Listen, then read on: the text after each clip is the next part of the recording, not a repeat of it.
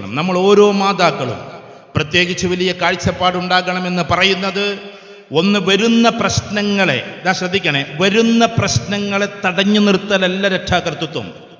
പ്രശ്നങ്ങൾ വന്നതിന് ശേഷം അല്ല നമ്മളതിൽ ഇടപെടേണ്ടത്. പ്രശ്നങ്ങൾ വരാതെ കാക്കുന്നതാണ് സ്ട്രാറ്റജി. അത് സ്ട്രാറ്റജിയാണ്. ജീവിതത്തിൽ നമുക്കൊരു ലൈഫ് ചാർട്ട് വേണം.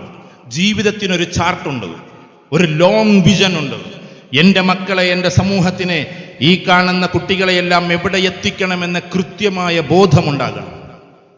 ആ ബോധത്തിൽ ഏറ്റവും പ്രധാനപ്പെട്ടത് അവരെ കൊച്ചുകുട്ടിക്കാലത്ത് വളർത്തുന്നതിൽ എന്തൊക്കെ ശ്രദ്ധിക്കണം, അവർ കുറച്ചും കൂടി പ്രായമാകുമ്പോൾ എന്തൊക്കെ ശ്രദ്ധിക്കണം.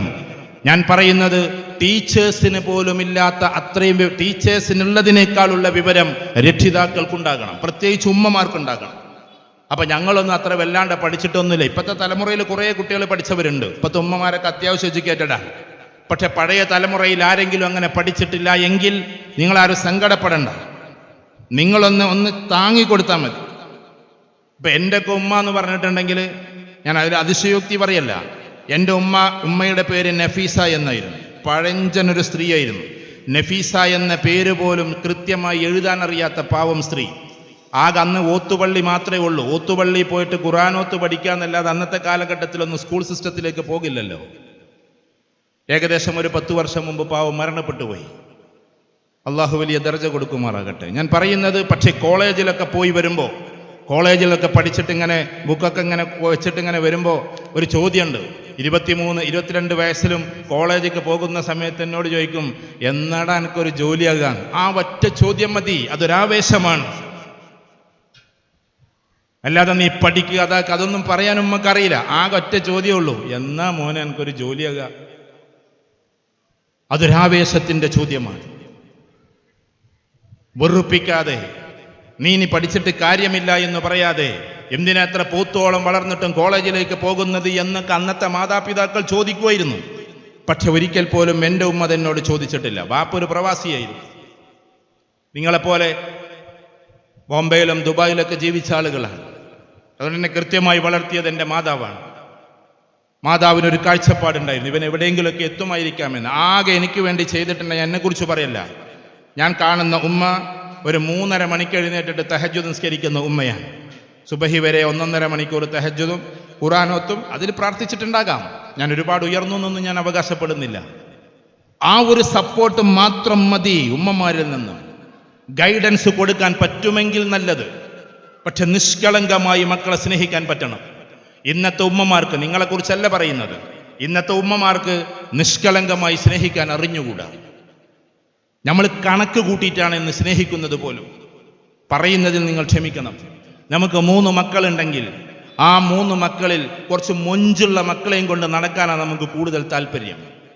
അതിലൊരു കറുത്ത് മെലിഞ്ഞൊരിഞ്ഞ കുട്ടിയുണ്ടെങ്കിൽ ആ കുട്ടിയെ കല്യാണ വീടുകളിൽ പരിചയപ്പെടുത്താൻ പോലും ഉമ്മമാര് മറന്നു പോവല്ല, അവര് അത് കാണിക്കാതിരിക്കുകയാണ് എന്ന് കൗൺസിലിങ്ങിലൂടെ നമ്മൾ മനസ്സിലാക്കും. പ്രിയപ്പെട്ട ജസീലും നല്ലൊരു കൗൺസിലറാണ്. ഞങ്ങൾക്കൊക്കെ വരുന്ന കേസുകളിൽ ഉമ്മമാര് ഇപ്പോഴൊക്കെ ഇങ്ങനെ മക്കളെ കണക്ക് കൂട്ടിയിട്ട്, ഉദാഹരണത്തിന് A+ എന്ന് പറയുന്ന സാധനം കിട്ടാത്ത കുട്ടികളെ ഒരു ചവിട്ടിത്തേക്കലാണ്. A+ ആണോ ജീവിതം എന്ന് പറഞ്ഞാൽ? A+ കിട്ടാത്ത കുട്ടികൾ എന്ത് ചെയ്യും? എല്ലാ കുട്ടികൾക്ക് ഇപ്പൊ SSLC എന്ന് പറഞ്ഞാൽ 2 ലക്ഷം 2.5 ലക്ഷം കുട്ടികളൊക്കെ എഴുതും. 2.5 ലക്ഷം കുട്ടികൾക്ക് എങ്ങനെ A+ കിട്ടുക? ചില കുട്ടികൾക്ക് A+ നഷ്ടപ്പെടൂലേ? അപ്പൊ നമ്മുടെ കുട്ടികൾക്ക് A+ പോയ ആ കുട്ടികളോട് മോശമായ പെരുമാറ്റമാണോ ഉണ്ടാകേണ്ടത്? ഒരിക്കലും ഉണ്ടാകരുത്.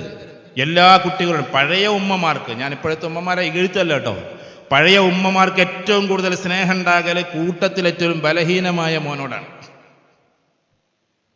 കിടക്കപ്പായിൽ മരിക്കാൻ കിടക്കുന്ന സമയത്തും പറയലെന്താണെന്നറിയോ?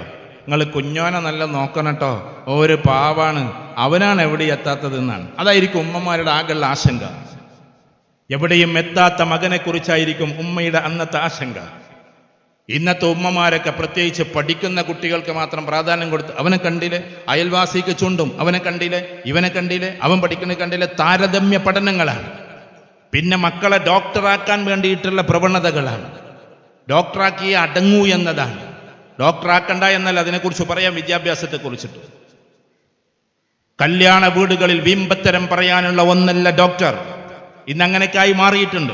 വിവാഹ സദസ്സുകൾ കൂടുന്ന സമയത്ത് മോൾ എന്താ ചെയ്യണമെന്ന് വെച്ചാൽ അവൾ മെഡിസിന് പഠിക്കുകയാണെന്ന് പറയാൻ നമുക്കൊരു മോഹം, അതിനു വേണ്ടിയിട്ട് സ്ക്രൂ കയറ്റി പിന്നാലെ കൂടുകയാണ്. അല്ല, നമ്മൾ കൃത്യമായിട്ട് അതിന് കഴിവുള്ള കുട്ടികളെ ഡോക്ടർമാരാക്കണം, എഞ്ചിനീയറിങ്ങിന് കഴിവുള്ള കുട്ടികൾ അതാക്കണം. അത് ഞാൻ പറയാം.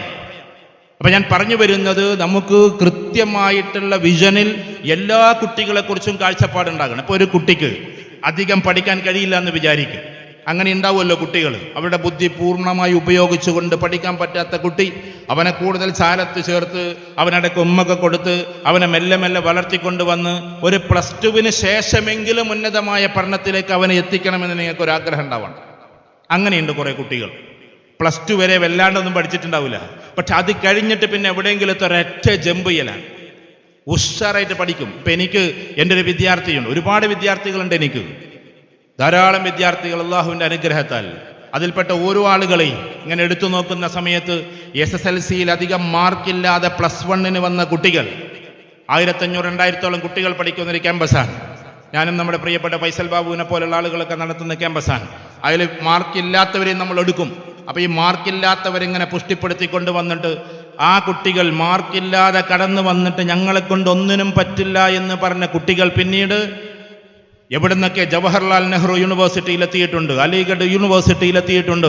അതേപോലെ തന്നെ വലിയ വലിയ ഓർഗനൈസേഷൻ്റെ തലപ്പത്തിരുന്നിട്ടുണ്ട്. ടാറ്റ ഇൻസ്റ്റിറ്റ്യൂട്ട് ഓഫ് സോഷ്യൽ സ്റ്റഡീസിൽ നിന്ന് PhD കഴിഞ്ഞവരുണ്ട്. ഇതേപോലെ തന്നെ മുസ്തഫയെ പോലെയുള്ള ആളുകളൊക്കെ ഹൈദരാബാദ് വലിയ സെൻട്രൽ യൂണിവേഴ്സിറ്റിയിൽ നിന്ന് PhD കഴിഞ്ഞിറങ്ങിയിട്ടുണ്ട്. ഇപ്പോൾ ഇദ്ദേഹം പഠിപ്പിച്ചിരുന്ന ഫറൂഖ് കോളേജിൽ അസിസ്റ്റന്റ് ലെക്ചറായിട്ട് ഇവരൊക്കെയുണ്ട്. സാധാരണ കുട്ടികളായി വന്നിട്ട്, കാരണം പിന്നീടായിരിക്കും ഒരു പക്ഷേ ചിലപ്പോൾ കുട്ടികൾ പഠിക്കുക. അതുകൊണ്ട് ചെറുപ്പത്തിൽ പഠിക്കുന്നില്ല എന്നതുകൊണ്ട് ഒരിക്കലും ആ കുട്ടിയെ നമ്മൾ ഇകഴ്ത്തരുത്. എന്ത് വിഷയം ഉണ്ടായാലും സ്നേഹത്തോടെ ഡീൽ ചെയ്യണം. ഉമ്മമാർ വളരെ ശ്രദ്ധിക്കണം. ഉദാഹരണത്തിന് മയക്കുമരുന്നിൻ്റെ ഒരു പ്രവണത എല്ലായിടത്തും കണ്ടുവരികയാണ്. മയക്കുമരുന്നിൻ്റെ പ്രവണത, നിങ്ങൾ വിചാരിക്കും നമ്മുടെ കുട്ടിയേക്കൊന്നും ഈ കാര്യങ്ങളില്ല, നമ്മുടെ കുട്ടിയേക്കും ഈ കാര്യങ്ങൾ വരാം, അള്ളാഹു കാക്കട്ടെ എന്ന് പ്രാർത്ഥിക്കാം. കാരണം മഹല്ല് എന്ന് പറഞ്ഞാൽ എന്താണെന്നറിയോ? ശരിക്കും മഹല്ലിൻ്റെ അർത്ഥം എന്താണെന്നറിയോ? മഹൗലുള്ളത് എന്നാണ് അർത്ഥം.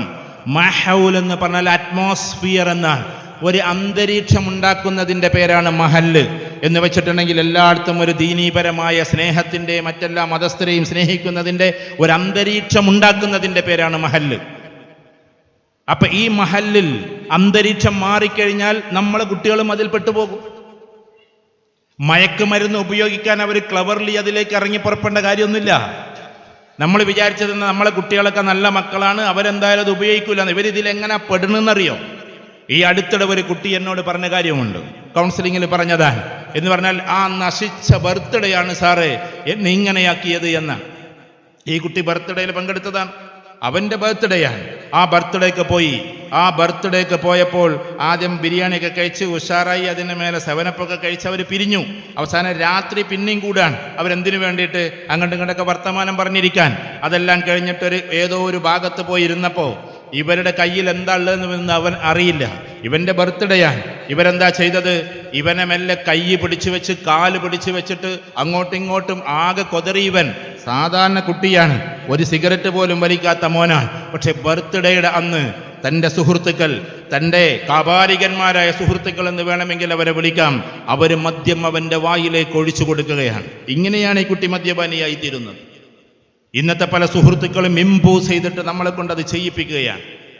പിന്നെ സാധാരണ ഇമ്പോസ് ചെയ്യണമെന്നില്ല, കാരണം പീർ ഗ്രൂപ്പ് പിന്നെ പ്രഷർ എന്ന് പറയുന്ന ഒരു സംഭവമുണ്ട്. ആ പ്രഷർ വന്നു കഴിഞ്ഞാൽ നമ്മുടെ പ്രിയപ്പെട്ട ആ കൂട്ടുകാരൻ യാത്രയിൽ പറയാണ്, ഇവിടെ ഇപ്പോൾ ആരും കാണൂലടാ, നമ്മുടെ ഒരു സിഗരറ്റ് വലിക്കല്ലേ. ആ സമയത്ത് നോ പറയാൻ ഏകദേശം 80% കുട്ടികൾക്കും കഴിയില്ല. കാരണം പീർ ഗ്രൂപ്പ് പ്രഷർ എന്ന് പറയുന്ന ഒരു സാധനമുണ്ട്. 4-5 സുഹൃത്തുക്കൾ ഉണ്ടാകുമ്പോൾ ഞാൻ മാത്രം എങ്ങനെ അതിൽ നിന്ന് മാറി നിൽക്കുക എന്നുള്ള ഒരു ചിന്ത. അങ്ങനെ ഊട്ടിയിലേക്കുള്ള യാത്രയിൽ, മൈസൂരിലേക്കുള്ള യാത്രയിൽ ആ സമയത്ത് ഇവനൊന്ന് മെല്ലെ പുകക്കും. ആ ബീഡി വലി പിന്നെ എന്തായി മാറും? അതിൽ നമ്മൾ ആണുങ്ങളും കൂടി ശ്രദ്ധിക്കേണ്ട ഒരു കാര്യമുണ്ട്. നമ്മൾ പുകച്ചാൽ പിന്നെ നമ്മളെ കുട്ടിയൊക്കെ പോക്കൽ കുറച്ച് എളുപ്പമാണ്. നിങ്ങൾ പുകവലിയിൽ നിർത്തിയ ആൾക്കാരാ പലരും, പക്ഷേ ഇപ്പൊ കുട്ടികൾ പുകവലി മാത്രം നിർത്തൂല, അവിടെയാണ് പ്രശ്നം.